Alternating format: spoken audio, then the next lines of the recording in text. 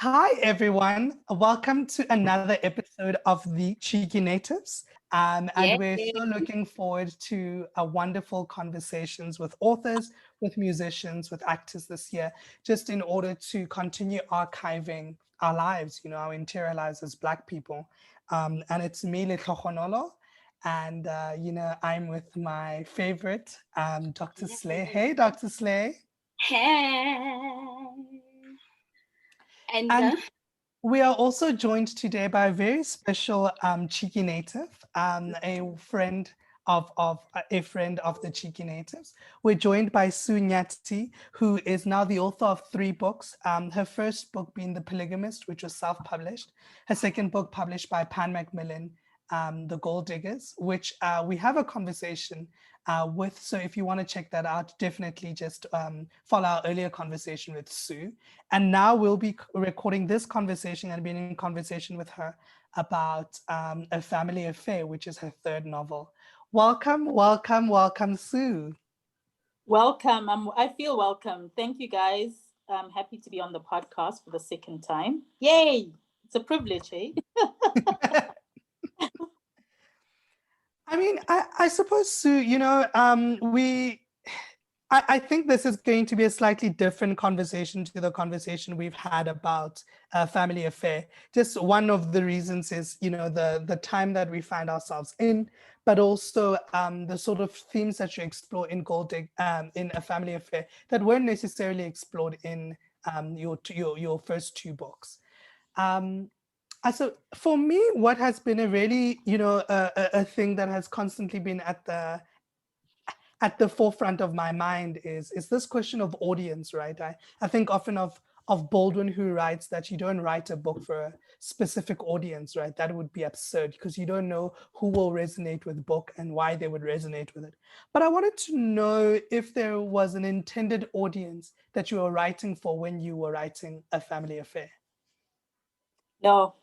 I mean, if you think of how this book began, I started writing it when I was 21, 1920, 2021, thereabouts, when I started varsity. And for me, what prompted this book, I was writing from, as a young woman, from a perspective, having grown up in a patriarchal society.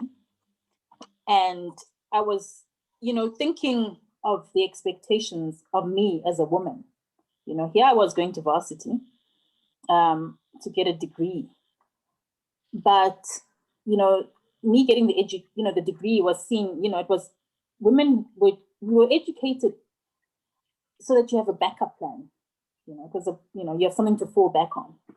But at the forefront was there was expectation from my parents to get married.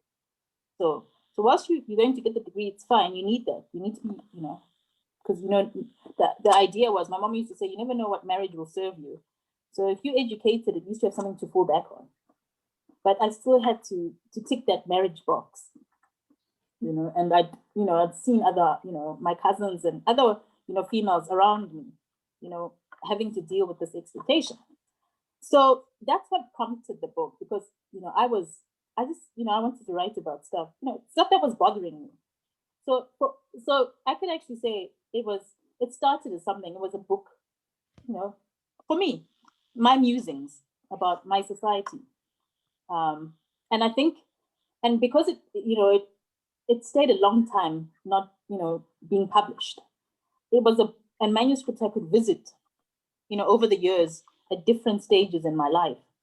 So I went back to it when I was late 20s, in my 30s, and, finally in my 40s, you see. And yeah. So I can't say, I had anyone in, an audience in mind. No. It was really prompted about my observations about the society that I'd grown up and the expectations of women. So, I mean, you mentioned that you've written this book over effectively what is 2 decades of your life, right? How is this book different now than it would have been had you published it at, say, 25 or even 30, right? I'm really curious about how your life experiences have shaped the ways in which this book has been written. Look, it's definitely different, because in terms of, there's a lot that I bring from my own personal life in terms of experience, maturity. I mean, and the writing as well. I mean, the way I wrote in my 20s and the way I write now is different. So there's been a lot of evolution in the writing, in the perspective, and the content, and and even the character evolution that has also changed. From, you know, the characters are essentially the same, but they've also grown as well, I think, over the years. So I think that's what the beauty of time, I guess, because you can always go back and rethink things. I wanted to. Yes, Alma, you can go. So I just prompted by something that Sue just said about, you know, rethinking things. I think that one of the prominent themes in this book is family, right? So what constitutes family, what it means to define your own family, and I guess what it means to rethink what a family looks like. And so I wanted to expand a little bit on the idea of themes, right? Of family particularly as a theme, because you write about families in very interesting ways. And I want you to please take us through why you wrote about families in the way that you did, but also what you hoped to do in writing about families in the way that you did. So I think the starting point is, you know, we all come from a family, you know, and a family, the way you grow up shapes you. Your relationship with members of your family also shapes the person you become. So, you know, family is such an integral part of our lives. So whether you love your family or you hate them, okusalayo, you're from a family. And even if when you feel like you don't have a family, there's always that search for the family, the identity, and of what it means. So for me, it was, you know, I just felt, you know, it was like, I don't know, it was, we are what we are because of the families that we come from, you know, the values and structures and everything. But also families are interesting to me because families love to project perfection. And I don't understand why, because there are no perfect families, but there's this obsession with projecting a facade of perfection. So I found that very interesting, keeping up appearances. And so because of that, you know, there's a lot of things that are hidden, a lot of things that we don't deal with in families. And, you know, so that was interesting to me because that's how the secrets, the lies, you know, and the destructive stuff that happens in families that affects, you know, the people growing up in those families. So, you know, so it was an interesting subject in that sense. I mean, if you think of the Bible, I always refer to this example. The first family you meet was dysfunctional. You know, Cain killed, how toxic is it? But we are obsessed with having these picture perfect families. You know? And I don't get it. Yeah. It's interesting because you speak about the idea of like, even if you don't want, you have the family you have. But, you know, over the years and probably for many decades now, there's been this idea of chosen family. And I think about Xoliswa in particular, and how in many ways Xoliswa creates her own chosen family, right? As sort of like a blended family. So I suppose in many ways you also write against the narrative of like, you've got the family you've got, because Xoliswa makes a decision to be like, yeah, you may not be happy with my life decisions, but I'm deciding to create my own family. So I want to speak a little bit about that, like the idea of chosen family. And I bring this because it's mainly prevalent in the queer community, where, you know, we are often shunned and chased away from our homes, and we really have no choice but to create our own family because, you know, in some ways we need some form of support. But you see in Xoliswa's case as well that there's this idea of wanting to choose your own family. You know, bearing in mind the background that she comes from, right? She comes from a very religious family, a family that believes like you must bekezela, or a family that believes that if you're not married and if you are sinful in the way that Xoliswa was, then you're chased away. But Xoliswa sort of recreates that and creates her own family. And I wanted to know some of your musings on that. Yeah, because I mean, if you think about the way families are structured now, they don't look like the traditional family that the Mafus represent. I mean, now you have families where you have two moms and children, you have one mom and children, two dads and children, you know. And I think what's important, it doesn't matter what it looks like. Like I always tell my son, it's me and him, right? And I say to him, we are a family. This is this is us. We are complete. Don't ever think there's a missing piece. We are a family as we are. And I think it's trying to rethink, the way we look at families. And that, it doesn't necessarily have to look at a certain way. As long as you find family, it could even be family amongst friends, and I think it's important to whatever choices you make, I think you need to own them and be able to stand, by them in the face of a society very critical that wants to dictate how things should look like. So for me, it's the power of choice and owning your choice. Speaking of the power of choice, right? There is an interesting dynamic that the women in this book have with choice, right? I think that even the most educated and the most empowered of these women find that their choices are limited by this very patriarchal, hyper-Christian environment that they operate in. And for me, I think a particularly interesting example of this choice, I suppose, is Zandile, right? So Zandile knows that she wants to move to Cape Town because of the economic crisis in Zim. There's all of these things, right? But so much of her ability to make those kinds of decisions is limited by the environment that she finds herself. And yet she makes an unconventional choice. She leaves her family despite the fact that they're so against this decision. And I wanted to know about why or how you wrote about the relationship that your characters, particularly your female characters, have with choice, right? Because we often get told that or there's a feeling that, educated women have this plethora of choices and they are empowered in ways that potentially other women may not be. And here there seems to be a criticism of that. And I think you use the choice to do that. So if we could just talk a little bit about that. I don't necessarily think,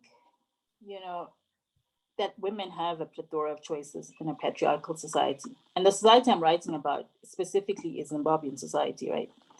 And so in that society, you have two types of men. So you have the benevolent patriarchs, like Undaba, and then you have the toxic patriarchs, okay?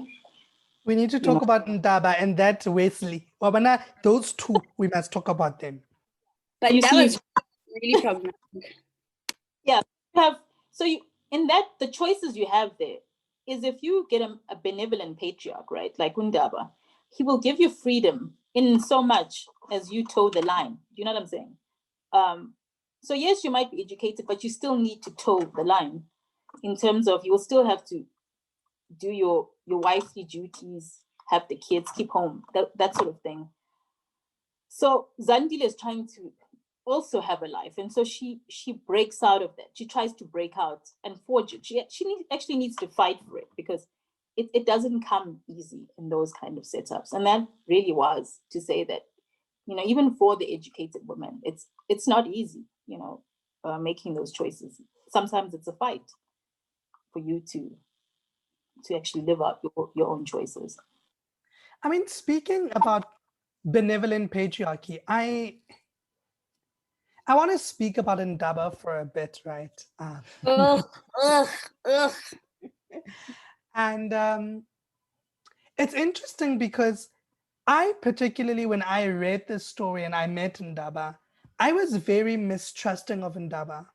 Mm-hmm. And I think it was confronting also my own prejudices, right? And my own traumas and lived experiences around men in general. And I was really I was mistrusting. I was just there's no way that this person is like this, right? There's no way that this person, as you said, allows you to toe the line when you're sort of navigating. But when Ndaba became, I'm the head of the household, I will take care of my woman. When he started doing that, then I was like, that is you. This is how I know you to be, right? Because it's interesting to think about men who exist in a patriarchal world and they are not beating their wives, they are not cheating on their wives, they're not emotionally abusing their wives, they aren't doing what we expect men in a toxic patriarchal society to do. But what they are doing is being patriarchal by being like, I'm the head of the household, right? And in my language, we'll say, which means my shoe. I'm like, yeah. And that it's interesting for me to think about that, right? To think about men like Ndaba who aren't overtly abusive, but are very controlling, right? And coercive in the way that they navigate the relationship. And I wanted to speak a little bit about that, right? Because I think you may have encountered a lot of reviewers or a lot of book clubs, right? Sort of really, can you hear me?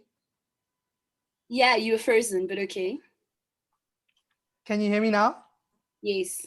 Okay, so I wanted to say, like, there's a lot of conversation around Ndaba has been this really wonderful person, right? But also exists. Actually not.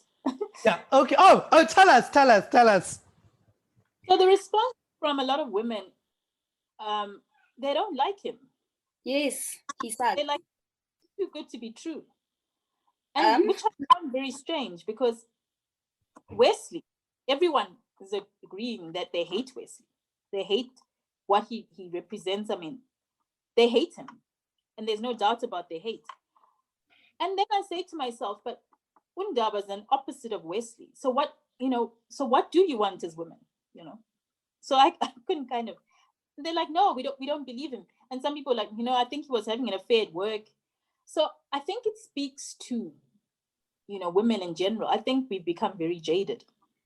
I think, for us to sit there and say men like Ndaba don't exist at all, even with his flaws. Ndaba was not perfect. Let's get that straight. But they still rejected him, So I found that very interesting. I think it's interesting, that characterization, because I thought that, their relationship was actually just the telltale signs of of what like an emotionally abusive relationship may look like, right? Because even in the beginning, he has tendencies to actually be quite controlling. He seems to be quite domineering. He's older than her. So there's already this unequal power dynamic.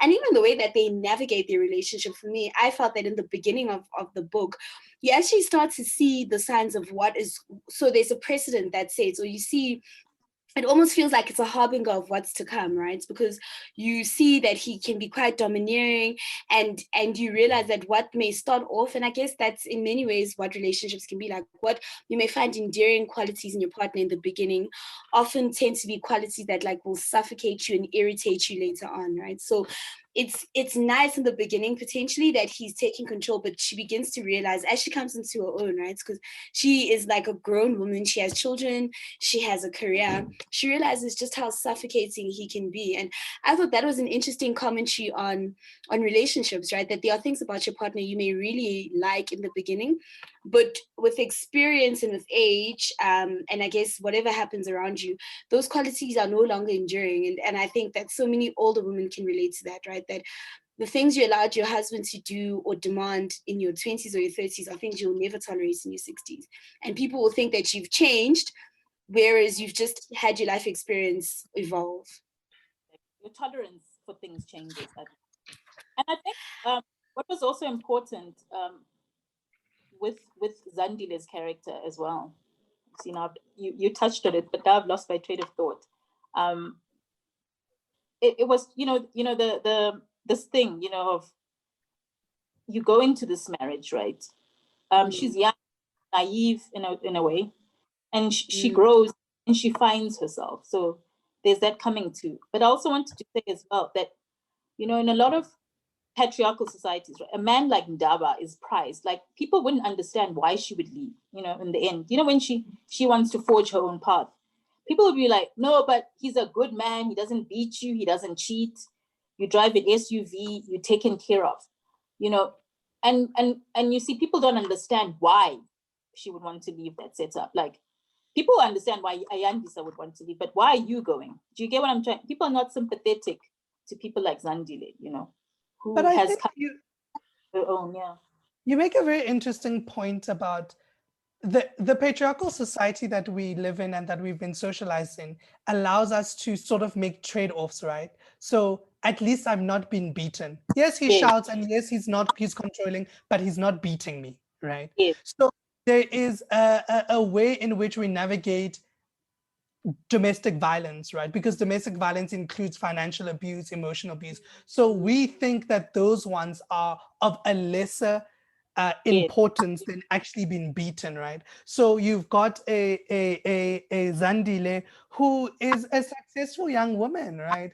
And she's successful and she wants to be able to use her successes. She studied this degree and wants to be able to forge her way in this degree. And you have a man, even in the face of retrenchment and unemployment, who says, why would my woman want to work, right? Like, why would you want to do that?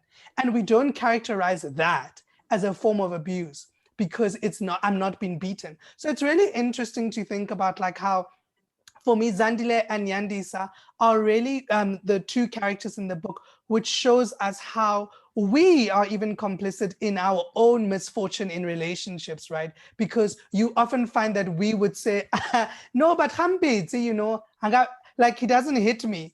yeah, So because he doesn't hit me, I'm going to stay, right? And where like I mean, Amma spoke earlier about choice, and I wanted to speak about like the exercise of choice, even in a patriarchal society, because we get a moment in the book where, oh, Zandile is like, you know what? You can do what you want to do with your life, but I'm making a decision about my own life. So even in that way, we see that there is a form of choice that Yandisa, that Zandile got, that we know was very challenging even in those circumstances. And I want you to speak a little bit about that, right? A little bit about the agency that you gave Zandile in that particular moment. okay. um,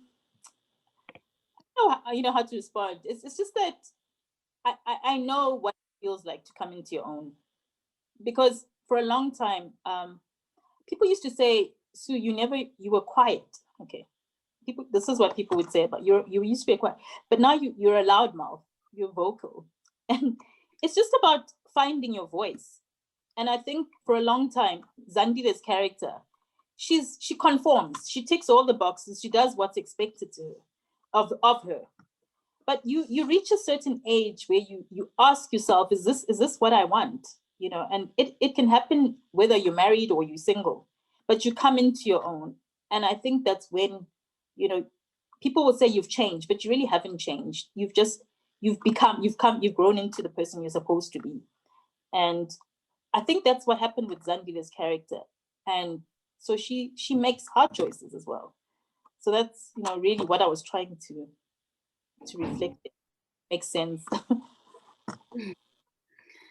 I think that the concepts of coming into your own is interesting because you think of how so many people's personalities have been changed by the trauma that they experience, right? So, and this book has a lot of trauma that you've written about. And I know that there's also criticism that's been leveled against the book is that there's a lot of trauma that the characters are subjected to.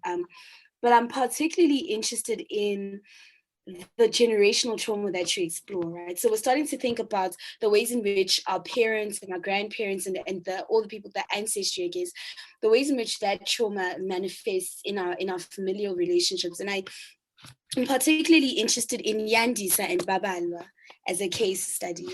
And the ways in which trauma manifests for both of them. So I want to know why you used them as a vehicle for that, you know, and just to take it a step further, to think about Phumla as who may have been a template, right?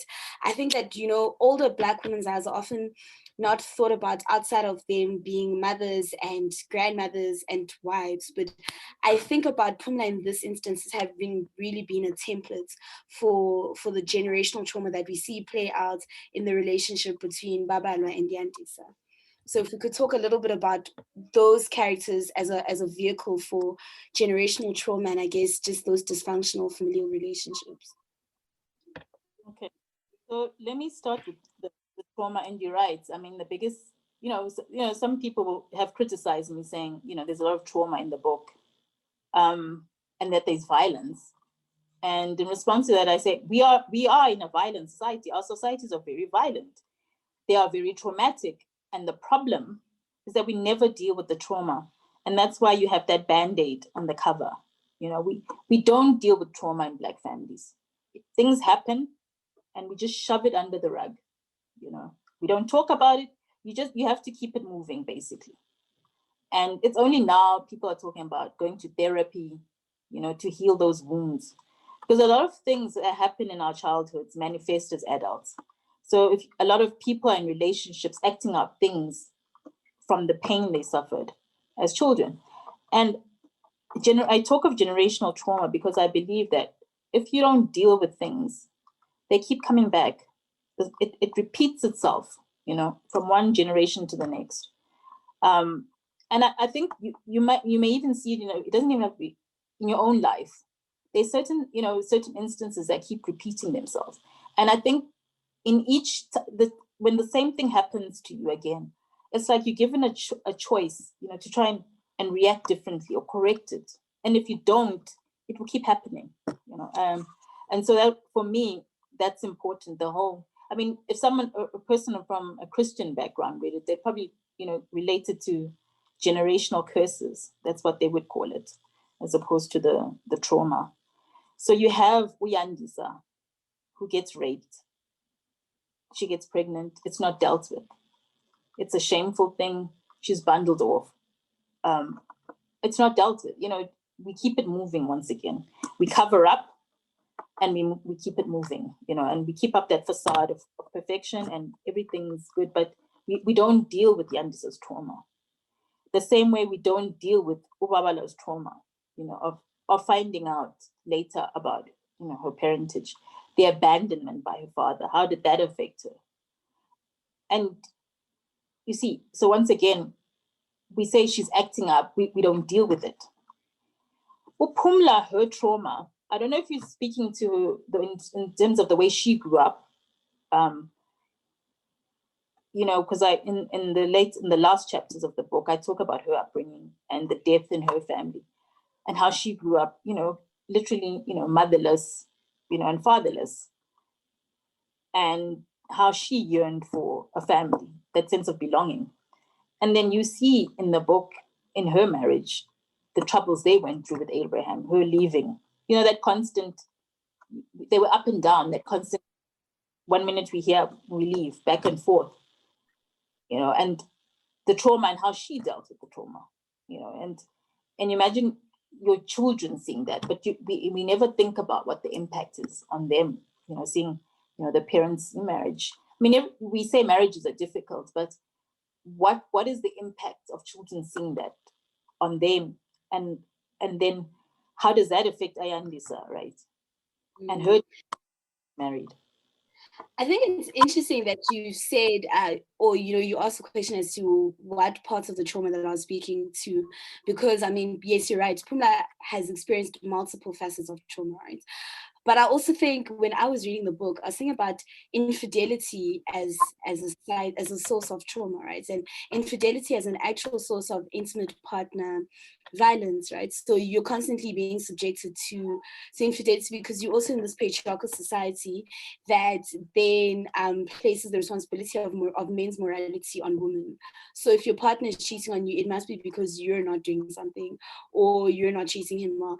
And I wanted to talk a little bit about, you know, Abram and Phumla's relationship, right? Because you make a commentary on the various ways in which men are allowed grace and are allowed redemption. So Abram and Phumla, Abram is very problematic. He then finds the Lord and he has this moments of redemption. And it's almost as if everything else that he's ever done is expected to be swept away. And I felt that there was a commentary on redemption and grace. And I wanted to perhaps just go a little bit deeper into why you felt that was so necessary to really make what is quite a striking commentary around the grace and the redemption that is allowed to men in these societies that they find themselves in.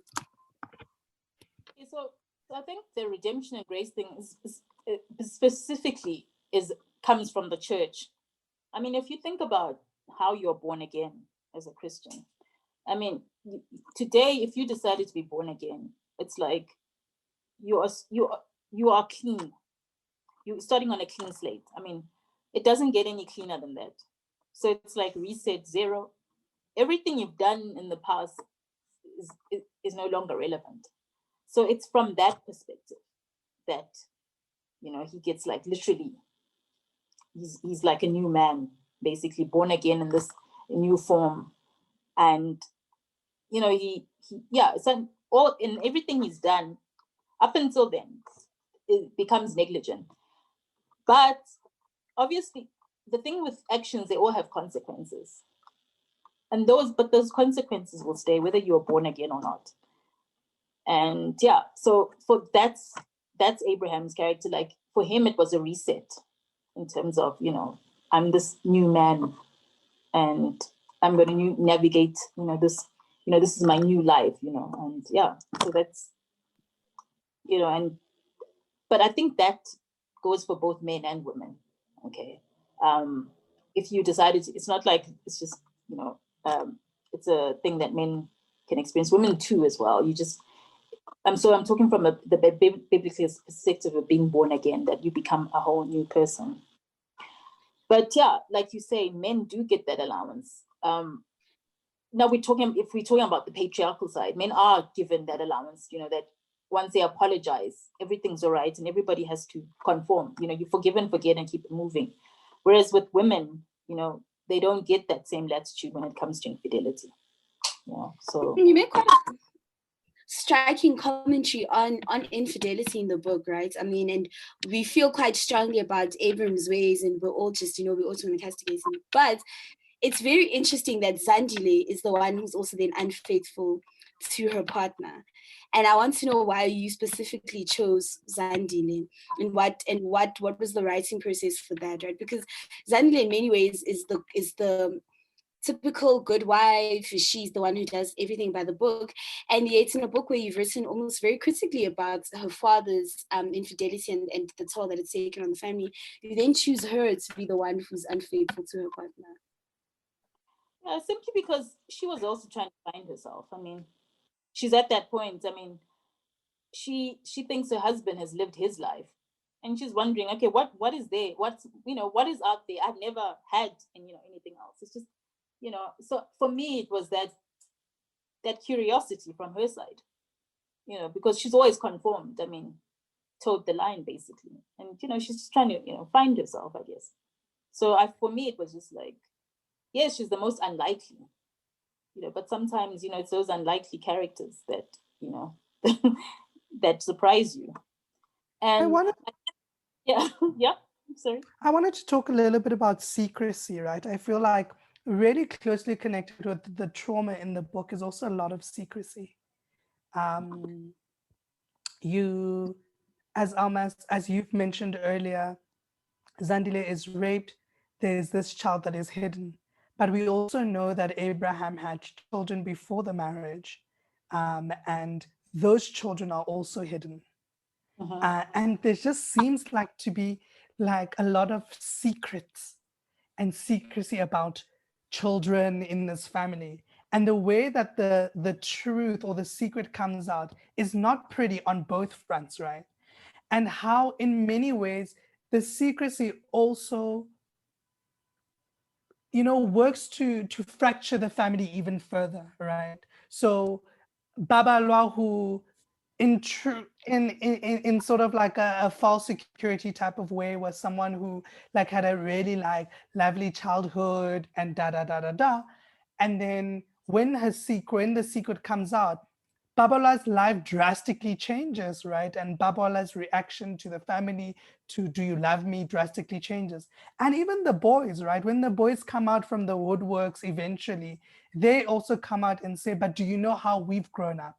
As if to say, "You've deprived us of this childhood that you have had," right? So I wanted to speak about that, like how secrecy essentially is an enactment of trauma, right? And how it sort of shapes people's lives and these two like children, and how that was a major arc in the book about like how people were deprived of, on both fronts. Babala was deprived of the truth and a life that she lived, and the sons were deprived of a truth and a father that they could have had.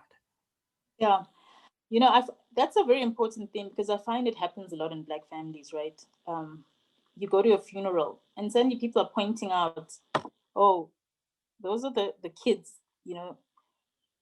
they're his kids, but yeah, they're part of the family. So most of the time we always meet these people at funerals. And I just wanted to make a commentary on that and how damaging, that is to the psyche. And in the book, we have two instances, actually. So you have Uncle Ben's kids who show up after he's died, his teenage kids. And you have Abraham.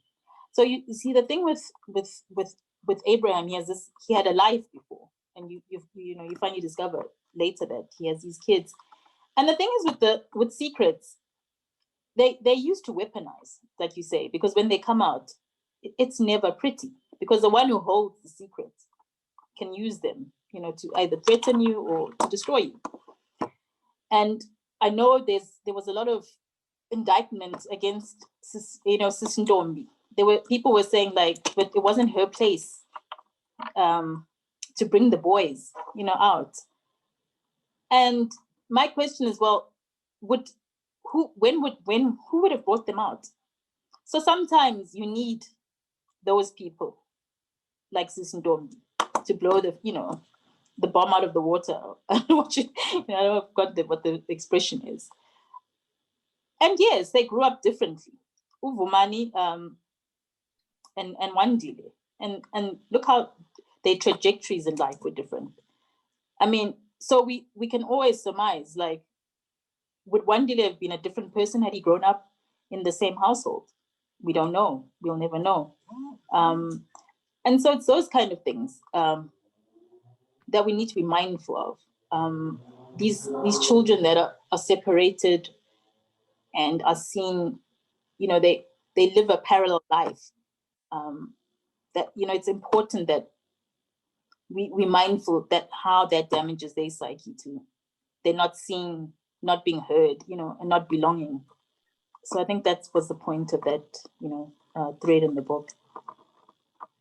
I mean, so Aunt Ntombi and her are just interesting characters for me, right? There's a Rakgadi. I think we all remember that Rakgadi was trending, and also plays into the stereotype of this older Black woman who's very problematic, right? Who is a gatekeeper of patriarchy, etc., etc. And in some ways, one of the characters plays into the stereotype, and one of the characters plays out or plays against the stereotype, right? So you have these two very different contrasts.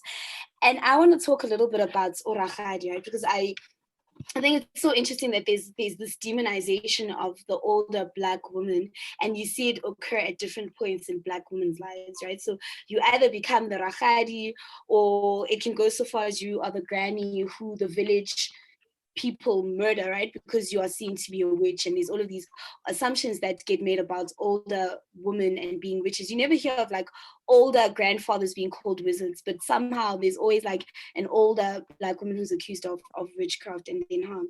And so I want to talk a little bit about this I guess playing into the stereotype, and why you made the conscious decision to play into the stereotype, and why you also then made quite a conscious decision to have a character who in many ways rebels against that stereotype. Because the thing is, there is truth to the stereotype. We all know a Rakgadi like that, and I think we need to be honest. We have, older women in our families who are gatekeepers of patriarchy. And, we need to just acknowledge that as truth. They are there, and they make our lives hell. And that it is what it is. Like you saw that Rakgadi at the funeral. But I also wanted to say, I don't want to demonize all Rakgadis, because I'm also a Rakgadi somewhere, And, so there are different types of Rakgadis everywhere. So it's important to show, the two. Because a lot of the times, Rakgadis do get a bad rep. But I'm not saying, it's without reason. There are some Rakgadis who do deserve that bad rep, and there's some who don't. And I think, as you can choose to go with, which way do you go, in life. It's also the choice. So, yeah. I want us to talk about Wesley. Mm-hmm. I don't know if I hated a character as much as I hated Wesley in this book. Like, I just don't know if there was like someone in this book who was like, hey, Shirley King, Wesley, I the whole. Like Wesley Umpa, like I just want to, I do. And I think one of the reasons for that is that there is a lot of like grace in many ways that Wesley extends to himself and uses that grace in a manipulative way.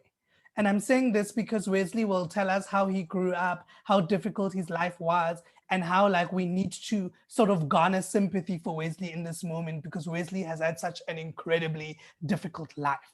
But Wesley is like just a trashy person, right? One, trashy because Wesley weaponizes the fact that Yandisa doesn't have a sort of a family, that you know her family is constantly shutting her out. So weaponizes that to be like, Yandisa has got nowhere to go. So Yandisa is going to stay with me, and Yandisa is going to like is supposed to love me. And then on a number of occasions, like Wesley literally rapes Yandisa because you know Wesley has this idea that he's entitled to sex and he has put a roof over Yandisa's head, so he must be paid in some ways. And Yandisa can't go anywhere, right? Like, where is the safe space for women in the world? Wesley is trashy. Wesley says, I've changed. I'm going to marry you. Wesley doesn't, first of all, show up. When Wesley shows up, we are all rejoicing. We are all happy because you know what? Finally, our daughter who is damaged goods is going to belong to someone, right? Wesley beats Yandisa up. Still, we are like, oh no, Wesley, it's fine. Like, yeah. Eventually, Wesley kills Yandisa, man. Like, literally. But for me, it's like all Yandisa's death is overshadowed in all these little moments of Wesley's violence, right? But where does Yandisa have a safe space in the world to go? And also, how are we as society holding Wesley accountable, right? How are we as society holding Wesley accountable? Because I feel we're complicit in many ways in Yandisa's ultimate demise. Even as we as readers, like we kind of want to see where this is going. We are like really like accomplices in Yandisa's demise. And I wanted to talk about that, just like how absolutely trashy Wesley is, right? And like how where is the justice? How are we holding Wesley accountable? So for me, there is no justice. There is no justice for women. I mean, every day we see trashy men get away with it. And for me, that's, for me, that's the biggest vindication on society, is that men get away with it all the time. Very few men are brought to account to their actions. And I really think there really is no safe space, for women. And so Wesley's character embodies that violence against women, and he represents the toxic masculinity. I mean, Wesley did everything possible, to Yandisa. I mean, the rape, like you say, the entitlement, the violence. And I like the observation where you say we also cheered. Like a lot of people when they're reading the book, when it comes to Lobola, they're like, yes, he came. But even before that, you already could see what kind of person he was. Like you said, I already started to foreshadow what kind of man we're dealing with. But people were excited that Wesley showed up. He came with the cows. He's marrying her, and that's what we like as a society. We don't really care. He could be the trashiest of men, but the fact that he's putting a ring on it suddenly, absolves him of whatever else he may have done. And that's where we go. The bar is so low, for men. It's just so low. They just have to show up. And women just have to, slurp it all up, basically. And that was Yandisa. She took it all. So yes, I think everybody hates Wesley. I haven't come across anyone who who's a fan of Wesley. But the interesting thing, like, so a lot of people say there's a lot of sex in the book. But, I pointed out, some of the sex is non-consensual, and that's important. We need to see what non-consensual sex looks like, even in a marriage, okay? There is non-consensual sex. And we see a lot of that, okay? So I had a comment from a guy, actually, who DM'd me, and he said, yes, I like it rough like Wesley. And I was disturbed, it just left me disturbed. And I said, I hope you realize that, it was rapey sex, So Wesley's character, it is what it is. I think it's there's a comment that I think is made in the book around complicity that you've just spoken about. So yes, complicity for readers, but complicity for the people around Wesley, right? So people say they don't like Wesley, but there are so many Wesleys in their lives, right? That they don't ostracize, that they don't cut out of their communities. I mean, we never ever see Wesley's family in the book saying, like, why are you doing this? Even the way in which his friends like confront him about some of his behavior, it's just so superficial and superfluous that it just doesn't even hold weight. And so I think greater than the complicity of the readers, there's a question asked about the complicity of the community in the book, because people dislike Wesley, and a lot of people dislike Wesley, and yet there are so many Wesleys in their own personal lives who are allowed to just continue in the way that they are. There's no shame attached to mistreating their rights.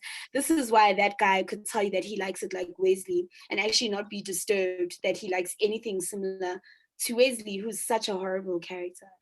And for me, I felt that you were asking questions around communal complicity. What does it mean to hold the men in our lives accountable in ways that really have significant impact on them, on their community, on their ability to just even socialize, right? It's like Wesley still finds a partner after having killed Yandisa.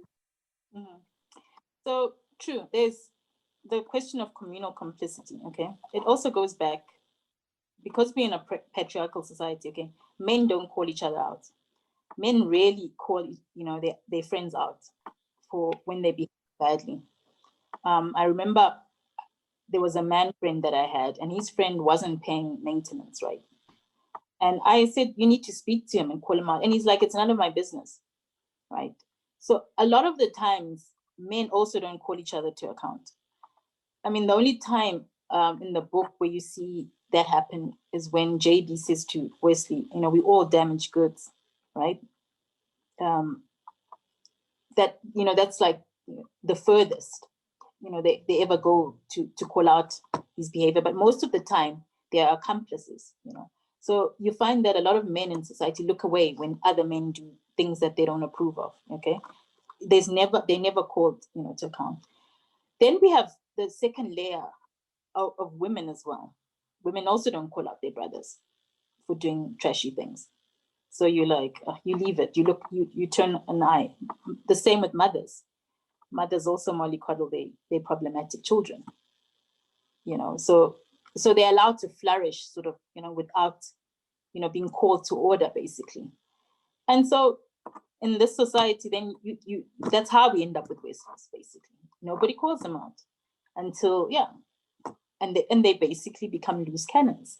And this is what, we live with every day. We live with men like this who are not called out.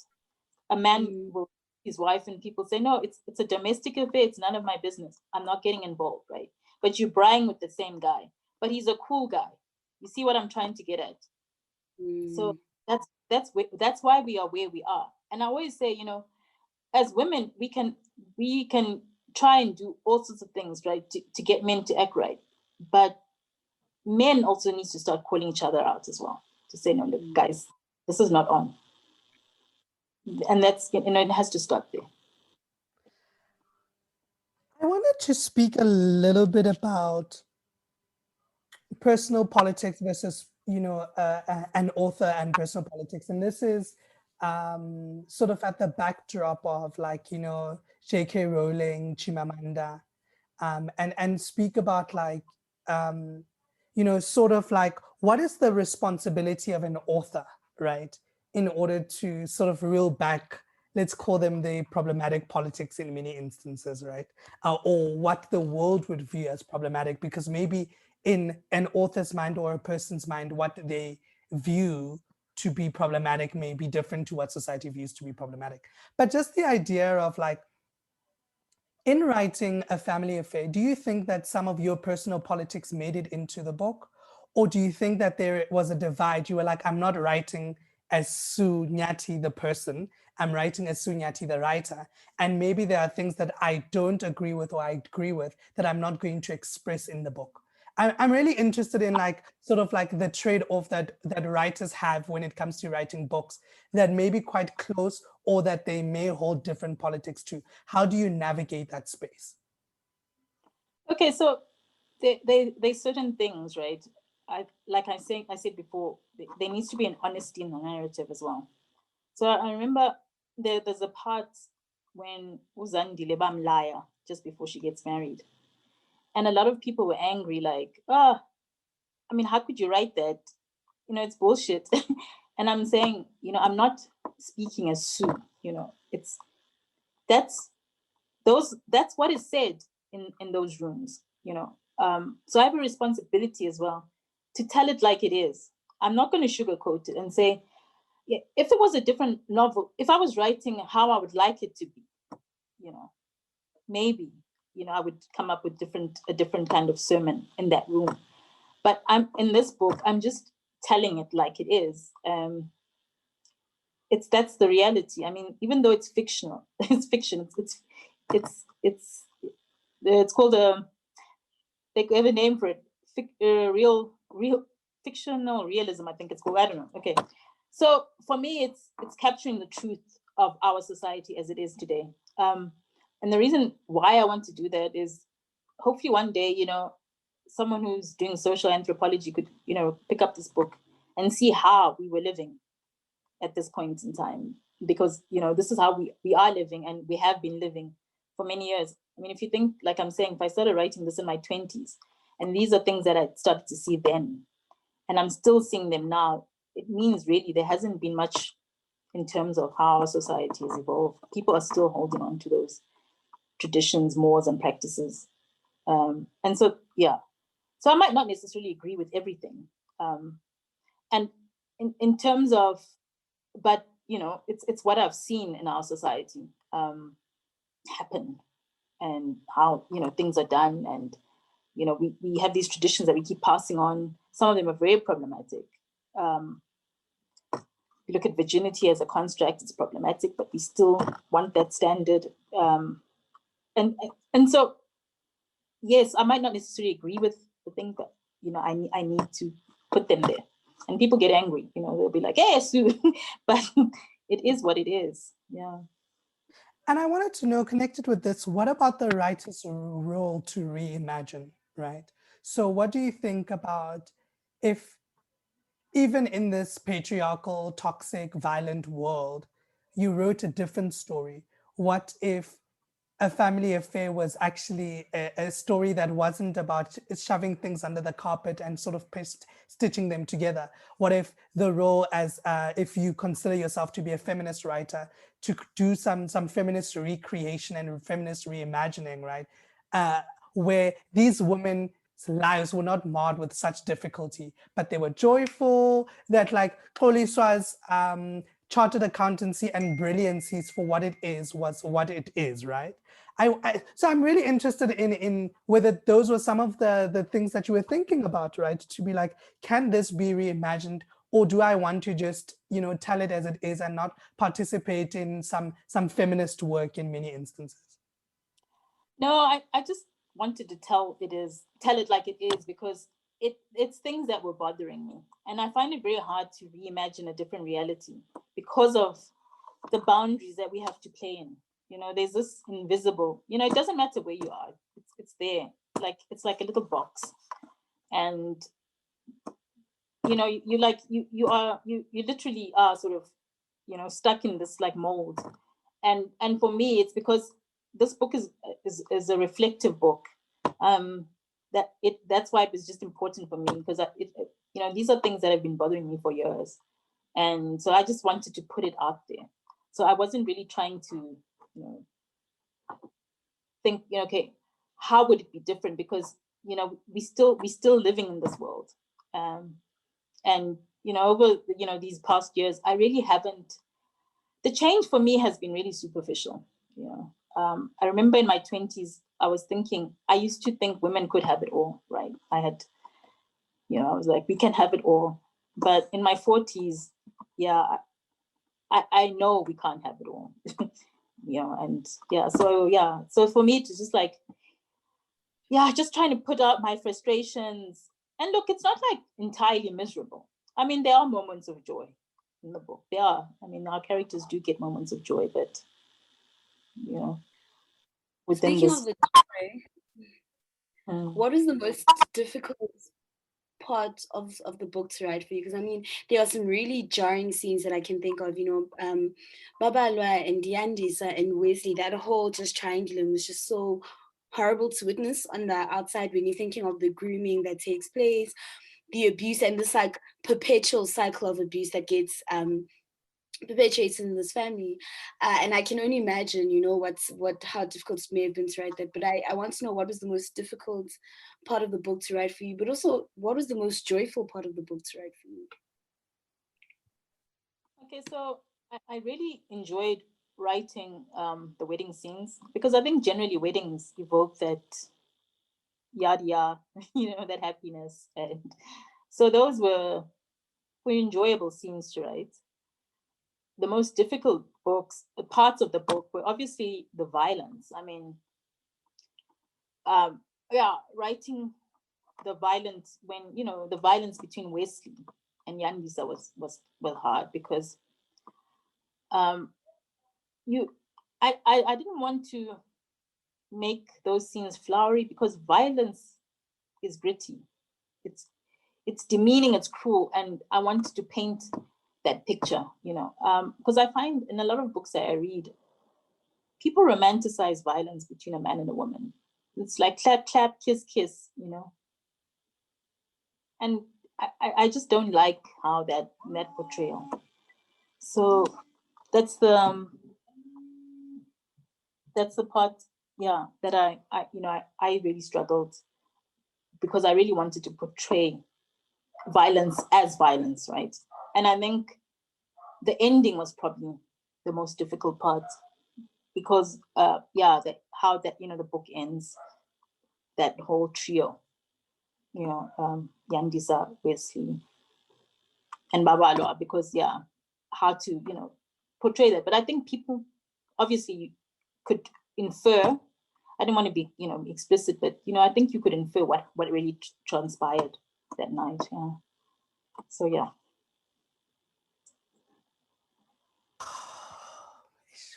Wesley, I get really mad. I think one of the very important themes of the book is marriage as a conduit for patriarchy, because we see the start of the book, which before we end that, like you just to read that first 1.5 page just to set us in the scene of a family affair, but we see the start of a book as this marriage, and how the family is elated about one of their children getting married, and how in truth in the beginning we see Xoliswa as someone who also yearns for the marriage, right? And who has been in this 10-year relationship hoping for marriage, and then voila, marriage e diragalang.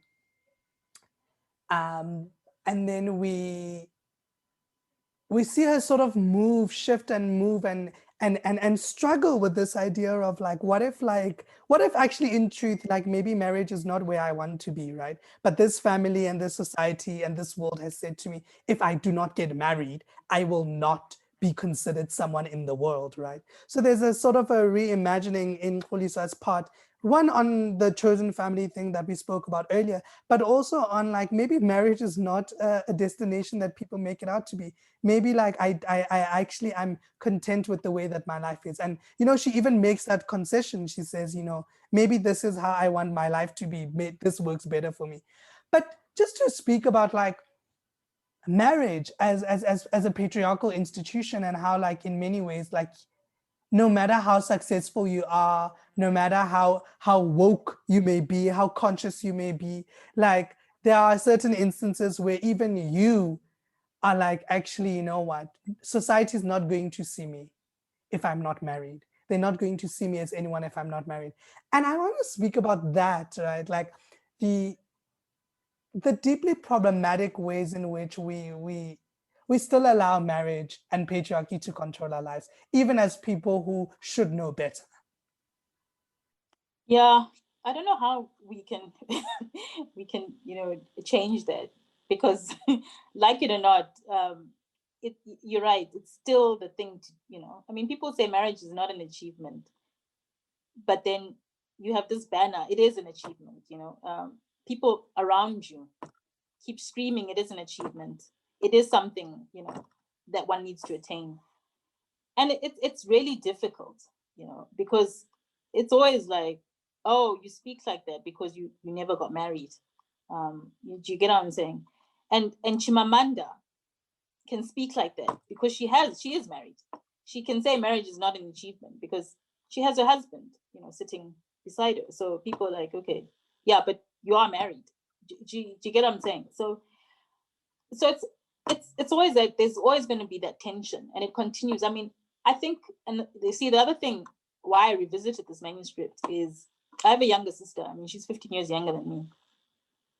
And so her and her friends are all like 20, 25, 26. So the past couple of years, I watched them all, get married. They're all professionals, doctors, whatever. But they were like, we need to get married. And these are people 15 years younger than me. Okay. So they're not thinking any differently, right? Okay. You would think, okay, this new crop of women coming up, they're educated, they've got great careers. Maybe they're trying to reimagine another way to live on their own, travel, whatever, But no, we need to get married. It's still something we all aspire to do. So yeah, so I think for our society is still geared that way. That's still the thinking that you sort of like become certified in marriage, like, yeah, and it is what it is. So I don't know, I don't know what more to say. About yeah, I mean, that. I think it's interesting that that you said that you're seeing that even with younger women, right? That even with access, so I feel like you make that commentary in the book that a lot of the women in this book have access, they're educated, but you also realize that people don't operate in silos or in vacuums, right? So much of your personal politics may also be informed by the community in which you find yourself. And so that's not necessarily, I guess, reflective of your inability to adapt to change your politics, but it also speaks to the fact that you are not exempt from the pressures that your community may be exerting upon you, right? Because there's things about respectability and the ways in which, I mean, I'm married, so I was saying this to my friend the other day that I have seen the way in which being married has also altered people's perception of my politics, right? Yeah. So when you make commentary that or when you are seen to have feminist politics, it's almost, I guess, rationalized by the fact that you're married, and that affords you some respectability as well, So it's yes, we are expecting, or we would hope that access would mean that women may make different choices, but I also think that there's an interesting commentary in the book about how women, even with access, operate in patriarchal societies that may not allow those choices to be possible, right? So there's a respectability that's afforded to you regardless of how educated or uneducated you are, that's directly linked to marriage or not being married. And I don't think that being educated can shelter you from that kind of patriarchal standard. And the thing is, I explored different reasons for people getting married as well. I mean, Zandile married for love, right? Yandisa got respectability when she got married. She had a newfound status. I mean, people looked at her different, treated her differently because of marriage. And I think it's the same, even on a real world, people get married for different reasons, peer pressure, just, the politics, you've ticked that box and you keep it moving. So they different reasons. I mean, for some, it's just, the financial aspect of it. You've got a place. So it's different. And I think I did go into quite, detail about those conversations as well when they at Zandile's birthday party, when the women are all talking about, marriage and what it means to be married and the different perspectives. Yeah. So, I mean, what's next for you? So, this book has been well received. I know you're on your second reprint or your first reprint, which is amazing, just considering the kind of impacts that lockdowns had on the publishing industry. What's next for you? Is there another manuscript that's been lying around for 10 years? There is, and because I was trying something with this one. I was like, okay, and it worked. Clearly, it worked because the book has been well received. So we'll be going for our third reprint now this year, and which is phenomenal. I mean, because it only came out in October, so that's amazing, and I'm really thankful to everybody who's bought a copy. So I have another manuscript that I actually started writing when I was 15. It's called, the title then was called Skeletons in the Closet. So that I want to revisit again. I wrote it over many years. I started when I was 15. And that it's more, that will be like more of, in terms of historical fiction, in terms of genre, because it's looks at a different time, and I just want to take it back even further, back in time and start maybe because it starts in Rhodesia, right? And I actually wanted to explore more of that history in our country as well and try and incorporate it. But yeah, that's definitely my long-term project that I want to do. I think that book, the story, it was a very powerful story even then, and I know I can sort of repurpose it and rewrite it again. But there's something there with that book, so I definitely want to revisit that one. But it's going to be it's not something that will happen anytime soon. There's a lot of research I need to do as well, and work in that. But in the near term, I owe readers the sequel to The Polygamist, and they've been bothering me for years. So I have to deliver on that. So that's my on my to-do list in the near term. Oh, that's really exciting, Sue. So we have potentially 2 new titles coming out that we can enjoy. For all you cheekinators who've loved this conversation and would like to get yourself a copy of A Family Affair, please know that the Cheeky Merchant has signed copies. So you'll just go to our website and then, press buy, and then we will deliver. And because we are cheeky natives who love buying books and supporting Black authors, we're not going to ask the author for a PDF. We're not going to sort of try and bootleg it somewhere. That's not what we're going to do. What we are doing is we're going to buy books, and we're going to buy them from the Cheeky Merchant because they're signed copies. And yes, so thank you very much, Sue, for, sitting with us in conversation. I know that there's lots more to discuss about this book because there's a lot of complexity. But thank you for allowing us, an opportunity just to sit and go a little bit deeper, thinking about A Family Affair. We're really excited to see what is next in terms of the sequel to The Polygamist, but also this historical fiction that you will give us one day at one point.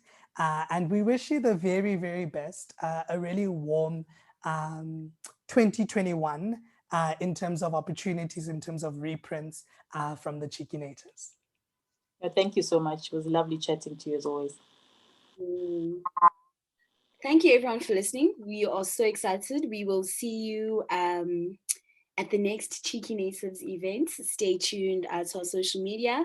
But just to echo what Tlhogonolo said, I mean, it's exciting. Sue is now on her 3rd reprint, and this is what happens when you buy books and support Black authors.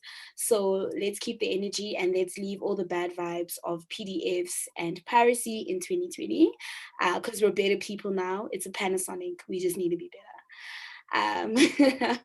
But that's us from the Cheeky Natives, and we're excited to see you at the next event.